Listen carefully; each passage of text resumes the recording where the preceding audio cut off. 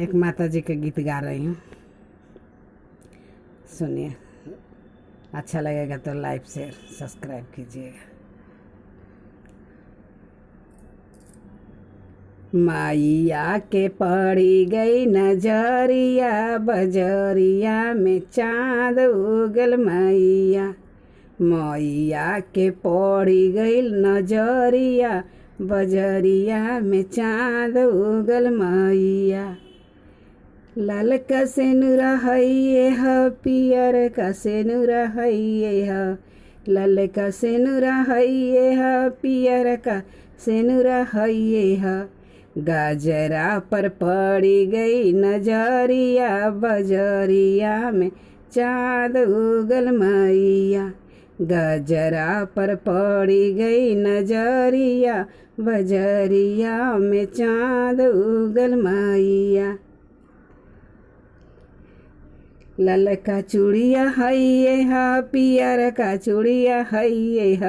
लाल का चूड़िया हइये ह, पियर का चूड़िया हइये ह। मेहंदी पर पड़ी गई नजरिया, बजरिया में चाँद उगल मैया। मेहंदी पर पड़ी गई नजरिया, बजरिया में चाँद उगल मैया। मैया के पड़ी गई नजरिया, बजरिया में चाँद उगल मैया। लाल चुनरी हइये ह, पियर चुनरी हइये ह। लाल चुनरी हइये ह, पियर चुनरी हइये ह। ओढ़नी पर पड़ी गई नजरिया, बजरिया में चाँद उगल मैया। ओढ़नी पर पड़ी गई नजरिया, बजरिया में चाँद उगल मैया। मैया के पड़ी गई नजरिया, बजरिया में चाँद उगल मैया। पायल हइये ह, बिछुआ हइये ह।